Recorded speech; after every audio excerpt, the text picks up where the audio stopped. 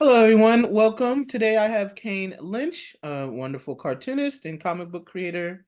Um, I just wanted to ask him a few questions. I will start by sharing my screen and have him tell a little bit about himself. Can you see the slides? Yes. Perfect. Alrighty. So we have today Kane Lynch. Tell us a little bit about yourself. Sure. I'm a cartoonist and cartooning teacher. I'm based in San Luis Obispo, California right now, but I've lived all over the place, spent some of my best years in Oakland, and I've got a new graphic novel coming out in just a couple weeks from Scholastic. And what's the name of it? Yeah, that's something I should have built that into that spiel. Nice. Yes. It's called Real Life, REEL, because it's about a kid trying to process his parents' divorce by making a documentary about it. So it's like the contrast between real life and real life. Awesome, awesome. I did want to talk a little bit about, I don't know if you remember how we met. I think we met right before Comics Camp or at Yeah. San Francisco Zine Fest, because we've both been participating in San Francisco Zine Fest way back when it was in the county fair building. And I want to say, gosh, it's been at least since 2016, 2015. Yeah, I think we met in 2016. Yeah, I think I remember talking about Trump and being like, good thing that loser will never. Right. Um, Yeah, but So, yeah, I did the San Francisco Zine Fest for the first time in 2009, and I was such a little baby cartoonist with my one book, you know. yeah, I think my first year was 2012. Nice. And then yeah, we would just chat in passing. And then we did the comics camp together, and I gave you and Tyler a ride. And so we kind of chatted up, had good conversations. Yeah, that was super fun. Wait, so it was in Big Basin, right? I Yes. remember being I so well that you could have this like nuanced conversation about comics while also driving on those like crazy roads. I was just gonna say we were feeling a little fear in the small It's town pretty of Big intense. Face. So that was a little trauma bonding. Yeah, yeah. And yeah, that Jeep and that I don't have that one anymore. That had such a horrible turning radius on those windy roads, which I wasn't expecting. That's hilarious. So let's jump into a couple questions. Sure. Um, and so where did you grow up? I know you live in San Luis Obispo. Did you grow up there? I did, yeah, and you know, I never thought I'd move back. So I was born in like r real Southern California, like Inland Empire.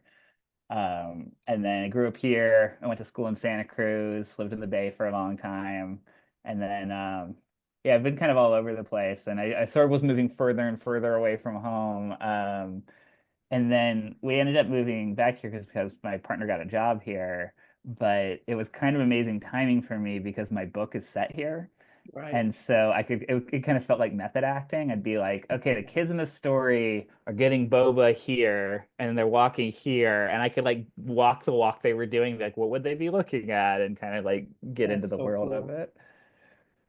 Do you think that it influenced your art to a great degree, or that was your childhood, that was then, and this is now, or is it a little mix of both?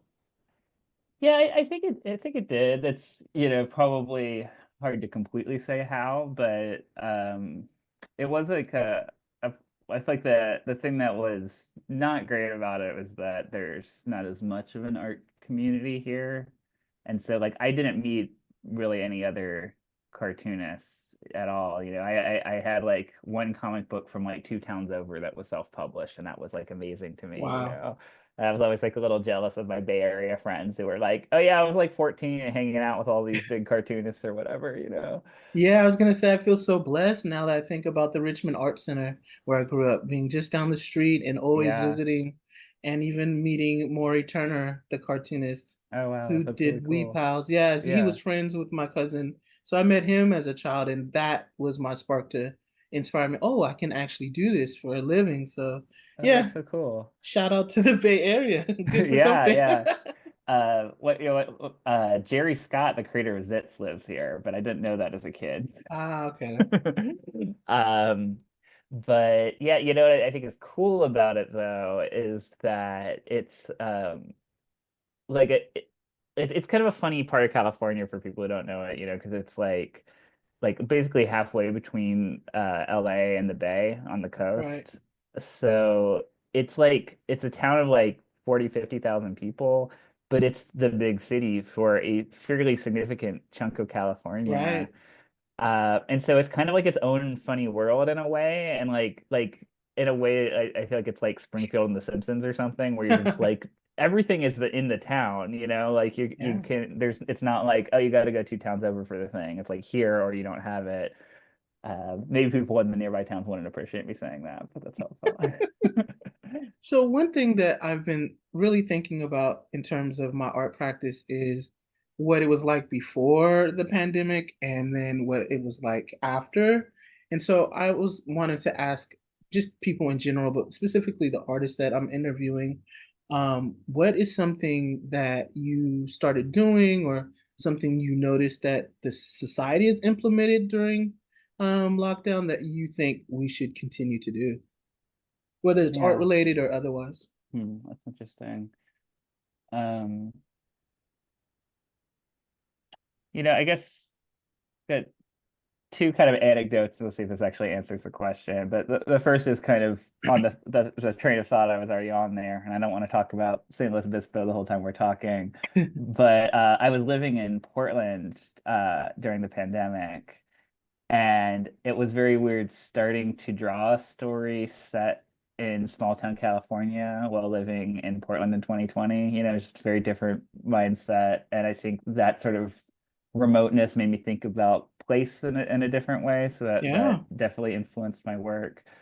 One thing that was funny for me is that I moved to Portland in 2017, and that was really when I was like trying to be like, okay, can I make a living as an artist and have this be my whole thing? And kind of like finding the rhythms of a day when I was just like, okay, my partner's also at real work. I'm in the house alone. How do I like construct a day where I don't lose my mind, get work done, keep the cat fed, manage to go for a walk? And I kind of like randomly got really fixated on baking, and I got really into sourdough. And this was in like 2018, 2019. And so there was a funny way where I felt like 2020 was like suddenly everybody had my lifestyle all of a sudden. Right. Um, yeah, I guess I don't know about like, So you're saying you that know, basically we should all slow down and yeah, do things that maybe. we Yeah. enjoy more? And I think the other thing that like I don't know if we implemented this in the pandemic, but I think it's sort of one of my takeaways was that it was so destabilizing for everybody that like I've tried, and I can't say I've always succeeded at this, but I've tried to like give people a lot of grace for what they said and what they did, just because we were Yeah. all sort of like having such a weird time.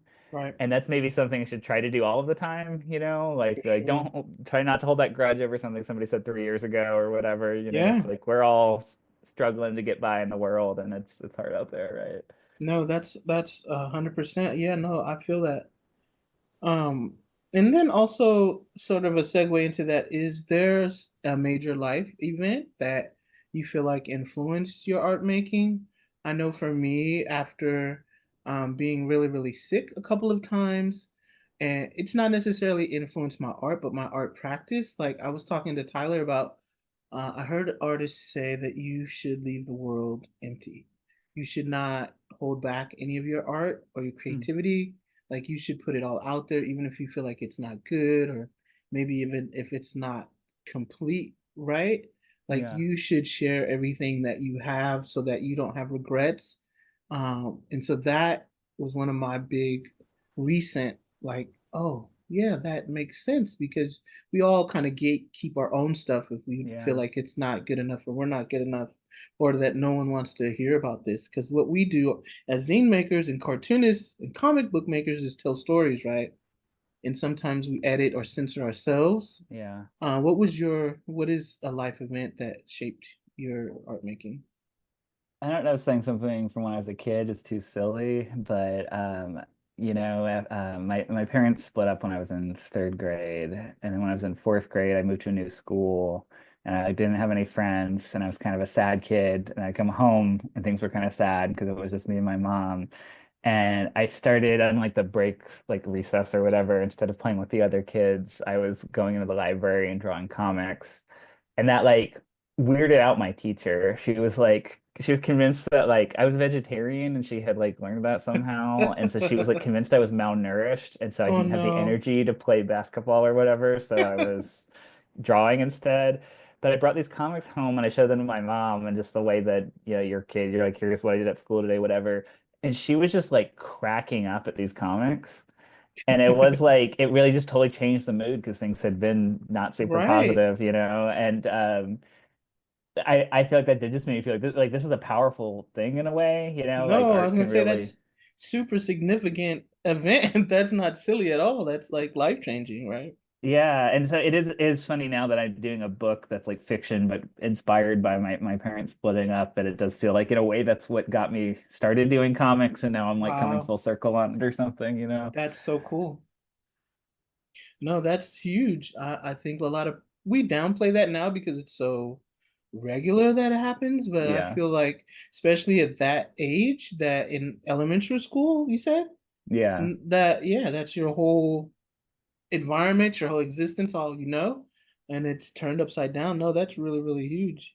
Yeah, yeah, Um, and it is always like I want to be careful, be like it's not like this was like the greatest trauma in the world or whatever, but it is something that really influences how you see people and see the world. And for sure, yeah. That's the only teacher that you have about relationships and love yeah. and right. So, wow, that's really cool. What I also think about a lot because my work does talk a lot about social political Hmm. areas like microaggressions and Black history and its place and art in our world. And do you think your art has to be political? Is personal political? Because you do talk a lot about personal things. Do you think art necessarily has to be political, or just by making art is art political? Yeah, it's a good question because I'm reticent to say that all art is political, because I'm sure if as soon as you say that, someone could be like, "What about this?" And you're like, "Okay, I guess maybe that's not." But I think the art that is not political is rare, right? Like especially when you're talking about like narrative art, like comics, that it's always going to have a political element because you're depicting how people are interacting and you're showing the world working a certain way. And Right, like by telling a story where there's like two people and there's a power relationship between those people, like that is a political thing. right. And whether or not your goal is like political change in the like government sense or not, I think you need to be aware of the kind of like political reverberations of what you're doing. I Do you don't know if think like, go ahead. No, I was do you think there are? I do think there's some artists who don't consider that at all. They just make what they like and they don't consider the impact, even though their intention might be just to entertain or to occupy themselves. The impact that they have once they share it with the world isn't isn't considered. I don't. There are some people who they're kind of tone deaf in that way. Yeah, I think that saying it isn't considered is a good way of putting it, because that doesn't mean it's not political. They're maybe just not thinking about the ways that it's political. But Yeah, I think that there's, if it's Snoopy or Marvel movies or whatever, there's always politics to even something that you think of as completely silly and benign. Yeah, benign. Yeah. And that's not a bad thing, but I think as a creator, it is worth reflecting upon, you know.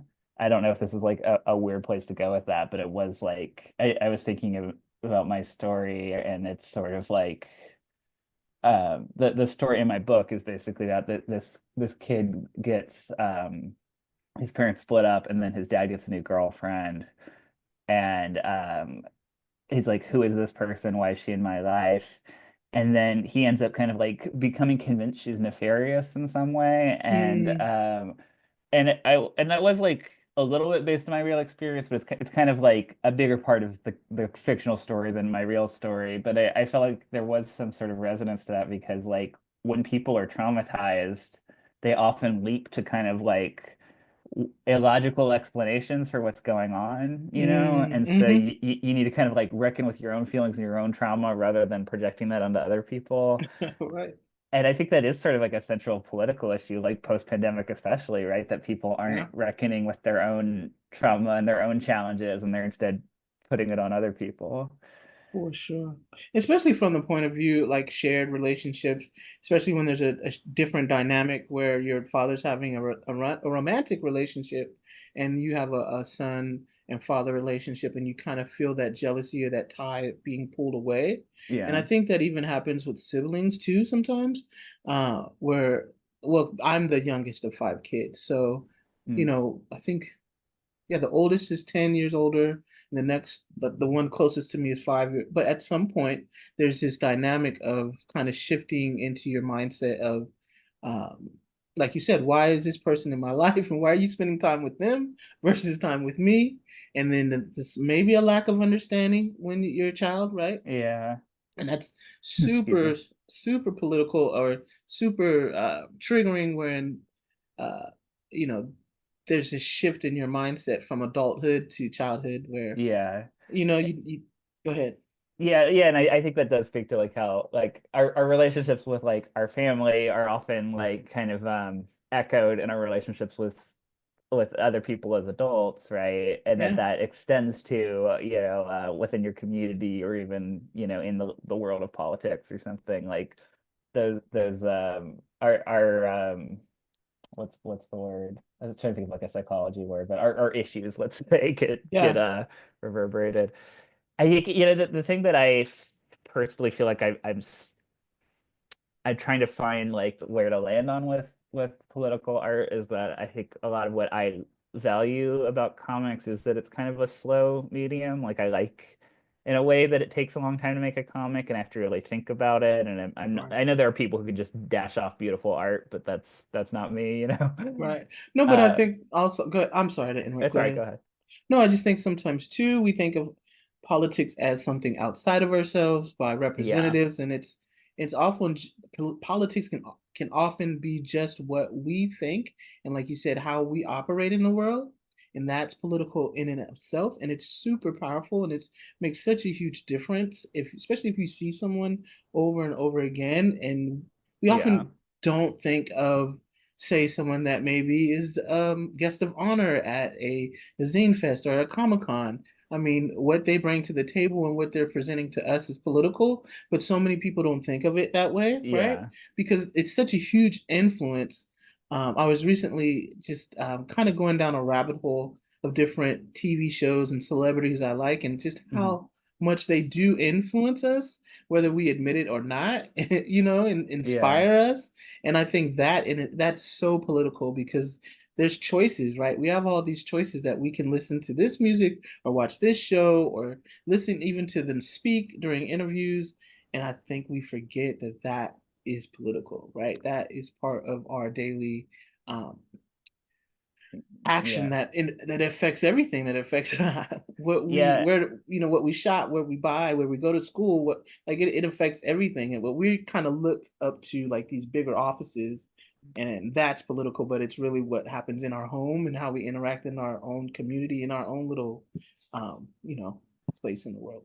Yeah, like I feel like stories are kind of our way of understanding the world, right? And so you like watch a show or read a comic because it's fun, but the Right. reason why that's compelling you is because it's giving you a frame of reference, you know? Yes. I always think it's funny with like I don't want to throw these things under the bus, but like the movie V for Vendetta was okay. Right? It's not bad, but it's not like a great movie. Right. But and then those masks of Guy Fawkes from the movie became a symbol of like an actual anti-capitalist protest movement, you know? Right. So it's like that movie did have a real effect, even if it's like maybe a better movie would have had less impact. I don't know. It's Right. weird the way that kind of like art and politics in the real world intersect. Yeah, it makes you think in ways that you might not have thought, right? Like, yeah, some of the things, like you said, because we make comics or cartoons, like, I know, especially with what I make around, mental health or physical health, and I have to be very deliberate and very cautious about what I'm Yeah, saying because I'm not making any recommendations. I'm not a licensed medical professional, but right. people take what you say to heart. And I've had so many discussions at my table around that stuff, and it's like, oh, okay, I didn't think of it that way, but Yeah. okay, like I'll own that. But Yeah, you and can be surprised. It can be surprising what people have taken away from your work. for sure. Um, and then also just maybe a